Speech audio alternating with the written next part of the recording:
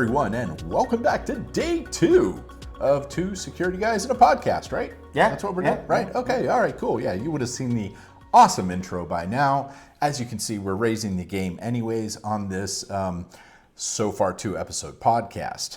So, again, this is a wrap-up down here in Dallas for the podcast movement.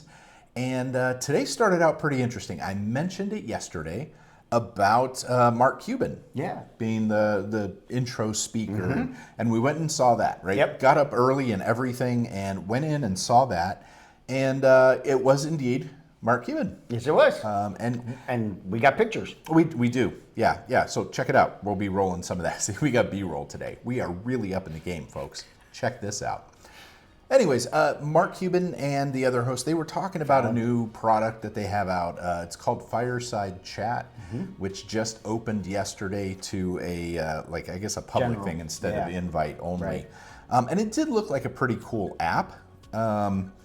Now, I know you wanted to stay positive, but most of that keynote was kind of like a running ad. It was. for They were talking about the Fireside Chat and what they've been doing with it for the last year and the new features. And it's kind of a neat way. It's an interesting way to be able to interact with a live podcast.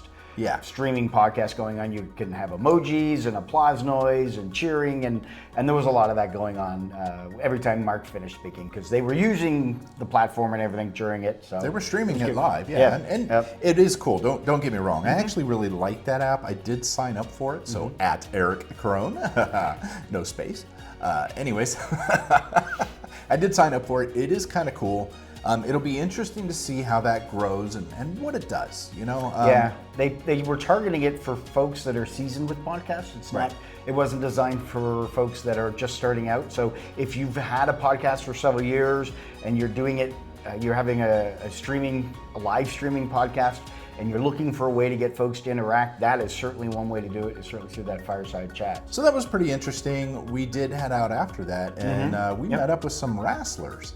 We did, and it was, I remember looking through the calendar, the agenda of everything, and there was the name Eric Bischoff and Jeff Jarrett. Now, I will admit, I have no shame in admitting, I've been watching, I have been watching wrestling since I was about 13. Back in the days of Hulk Hogan and the Von Erich. Eric Bischoff, Jeff Jarrett, and their colleague Conrad, they have a podcast or several podcasts. They've got a network that they've got going there.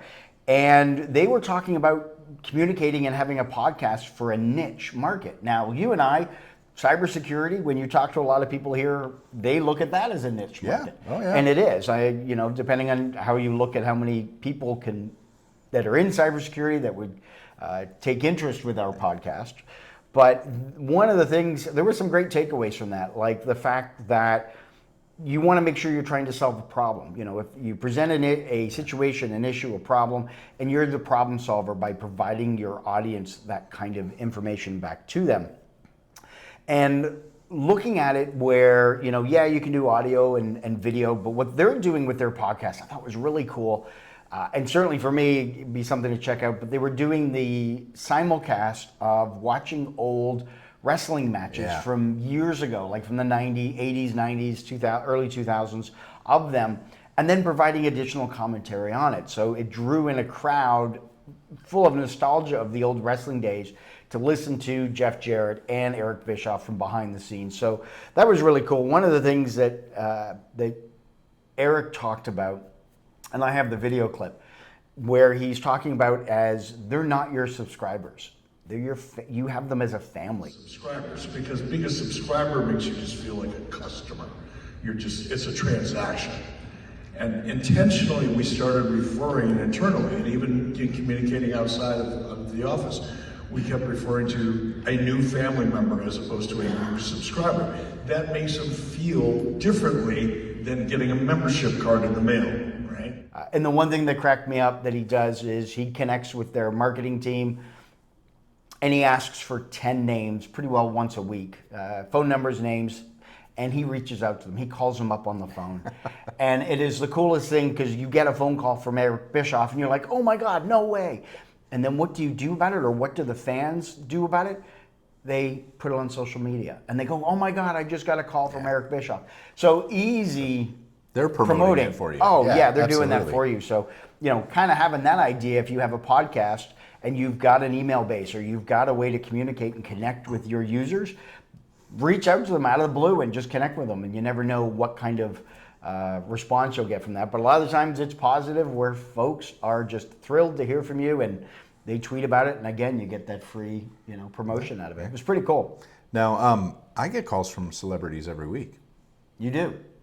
No, I don't. I didn't think so. Okay. but I can imagine what it would be like if I actually got it. And of course, that's for their Patreon subscription type folks, and they do an annual party, I guess, or a quarterly party or something like that as well for those free folks. headshots and autographs and action figures with autographs. Yeah. Pretty cool, pretty neat ideas. Yeah. So that was actually that was a really good. Does that mean you and Javad are going to get action figures? Oh god. Oh, Okay. that could be fun. Oh boy. Yeah. Okay. Moving on. Moving on. We saw a couple of different ones. I went to the one on microphones and stuff, kind of the hardware side of things. Cool. Where it was a rep from Focusrite and one from Heil Microphones. Cool. And it was actually really good information. They were talking about the different types of microphones, how they work, condenser versus dynamic, where it's going to be useful, where it might not be useful. And how to set people up in a studio, especially if you have several people across the table from each other, to minimize noise reflections and things like that. It was actually a very good session, somewhat technical on that sort of stuff. And, So, did you learn where you're supposed to properly put the microphone when you do a podcast? well, it depends on the microphone and who else is in the room, right? Ah, so, okay. No, but it was interesting. They had 4 people across the table in a picture about the size of the table that we're at right now, which is not very big, folks, okay? In a little office in New York that they did it, and, facing each other, making sure the mics were facing down, because they use dynamic mics that don't pick up noise necessarily off axis or from behind. So when people are shuffling around papers and stuff, they weren't able to hear it. You weren't picking that up. That's pretty cool. Yeah, I thought that was pretty neat. I mean, it wasn't like a super technical thing, but they did break down how the different type of microphones work and why some need phantom power and all that kind of stuff that nobody here that's listening to this really cares about. But no, it was pretty cool though. I enjoyed that one. Neat. We, I think after that, we ended up walking around on the floor a little bit. And I know we've got some fun video of that. But I actually, one of the items that came in the swag bag that we got, I want to share it with everybody, but it's the how to get listeners to engage with your podcast today. And it's got some great tips and great information in here, and this is from Captivate. But I'm particularly holding on to this because I'm going to give it to our dear friend, Mr. Javad Malik, and his buddies over at Host Unknown, just, to help them, because they're up to 12, 13 listeners now, I think? Yeah, slightly more than the one that Javad and I do to get. Oh. I'm seeing a commonality here. You know that? Ah, okay. Interesting. All right. Anyways, But when we talk about podcasts, there are, like, we saw a marketing presentation. There's like 2.5 million podcasts on Apple. According to Apple. And Apple apparently, the gentleman that we saw, Rob, from Libsyn, they're like 68% of the podcasts out there are on Apple Podcasts, and then they feed off to a whole lot of other ones. So if you're having a podcast and you're not on Apple, you seriously want to get on Apple. But there was a different number that comes from that. Yeah, that 2.5 million, there's only about 380,000. Now, it's still a big number, but there's only about 380,000 out of that 2.5 million where they are active and have had more than 10 episodes in the last year, I think, or last 90 days or 180 days. Well, that had over 10 episodes and had a new one within the last 90 days. That's what it was. Yeah. So they're remaining active versus people that just created one podcast and then that was it, or they did one for a year and they had pod fade, which is basically the idea of you just get burned out. You're putting so much effort into it. That was a phrase that I've heard a couple times here today that makes sense. Okay, so pod fade, it's not like a big brain shaker.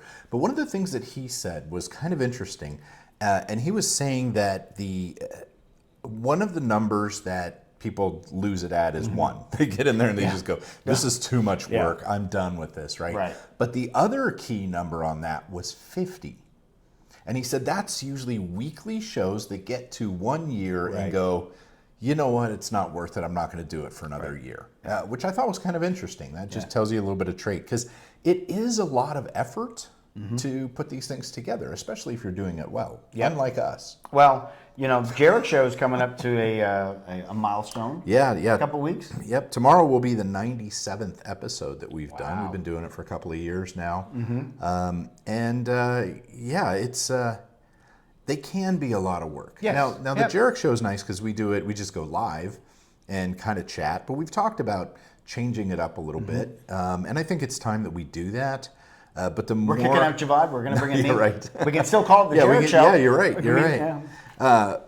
But yeah, what happens is, the more production you have to put into it, the more work it is, and that happens exponentially. Yeah. You go live, you do your thing like that. What do? You're typing up the Some show notes and yeah, exactly. But when you're recording it and then you're going back, like even what we're doing right now, I'll spend a couple hours now or going through and putting in this B-roll footage and stuff like that from here. It takes a lot more effort when you don't just do it live. Right, which is what we have with Security Masterminds. Right. Do a lot of editing with that, but it's a lot of fun to do it, and the guests that we have on have been fantastic. And going to be continuing to do that, so definitely. But today, all in all, was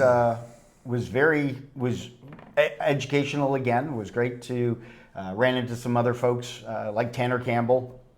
Ran into him outside after the event, but yeah, overall today was another informative educational day. Yeah, we saw one on the create engaging social clips to grow your audience. Yep, that was Descript. Yeah, that was an interesting one. Technically, it's really kind of cool how Descript is working. And if you haven't checked out Descript, it is really cool. You can do it for free for, I don't know what the hours are or something. There's a limited one, but it'll do audio and it'll do video now too. Yep. And essentially, rather than doing it in a storyboard format, what it does is it transcribes everything. And you can select those portions of the video just by highlighting the text that it puts in its little thing there. Yep. And I liked how easy it was to then turn that into transcriptions.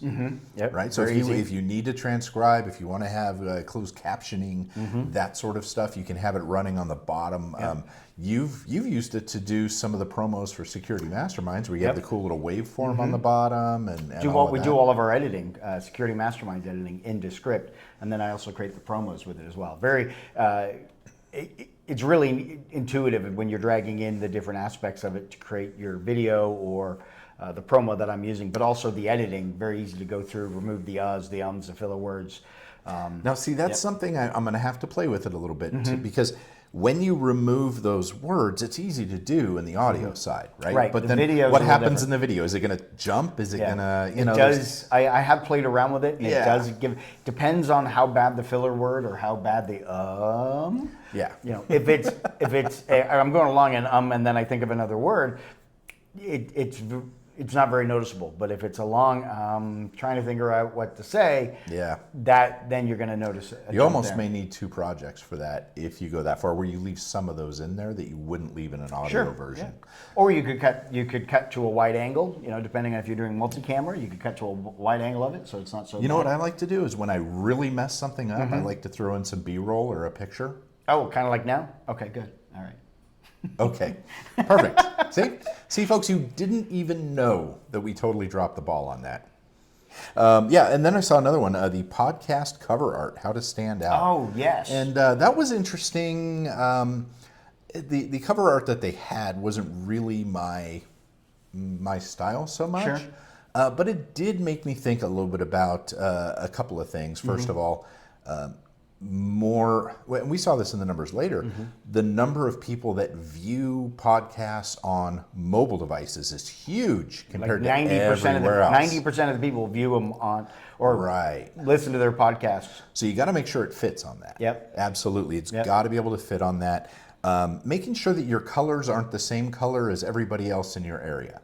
Sure. So you have a podcast on psychology, I think it was, and they said a lot of folks have yellow as a primary color. Okay. The problem is when you glance at it, they're all yellow, right? So how do you stand apart from that? Right. Yeah. And so there was some interesting thoughts on that that was kind of nice and made me think of it. Personally, I kind of like our cover art for this one. And you threw that together pretty quickly. I did. Right? Pulled in a couple images and your sketch art and my sketch art that I got from years ago. Yeah. But it's interesting because your podcast artwork for your actual podcast will stay the same. You don't want to change that. Yeah. The artwork that we're talking about is for your episode.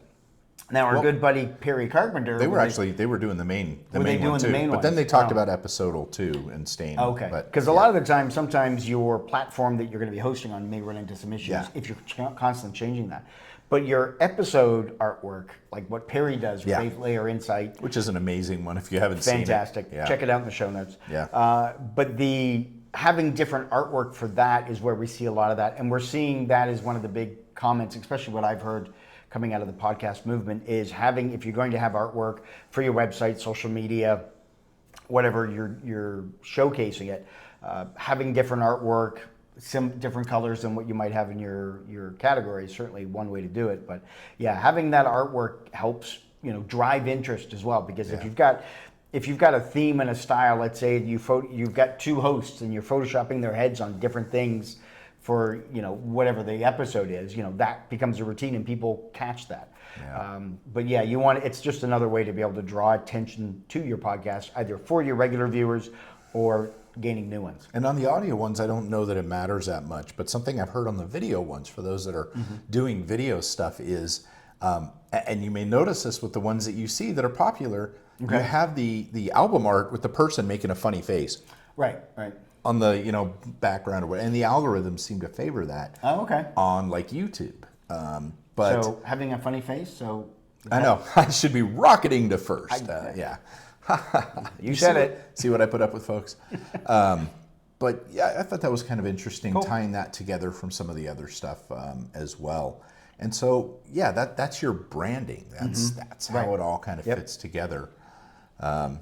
And so we've been learning a lot from this, actually. I really do feel this has been good. The show floor has been pretty fantastic. Like, there's a lot of stuff out there.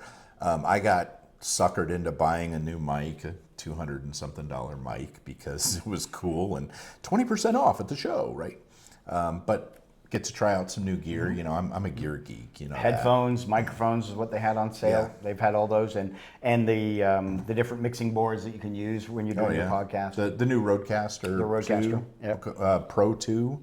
They have a bunch of those out. Those were just released a couple of months ago, I think, and pretty clean looking things. Yeah. It's pretty cool to see all of that, but then the services as well. And I think it's interesting. I think the company that was doing this are tying AI into some of the editing, which is an interesting approach to that. Sure. We've seen a lot of AI out there to help us write articles, or like Ask Jeeves or what are the other ones that are out there. But this one particular company called Capsho, where they take your WAV file from your podcast, you upload it, and they run it through all their algorithms and the magic that they do, and they provide you title ideas for your title, for your show notes, for your blogs, for your social media postings, and then a whole transcript as well. And I've been using it on a couple episodes already, and it's fantastic as a great way to kick off or to build your foundation of what you're going to be doing for your show notes, the bullet points that you need. Because in your show notes, you want to make sure that you've got kind of listing what the objectives, what your users are, or your listeners, subscribers, your family, what they're going to learn out of that podcast. And that's what the Capsho program service is providing.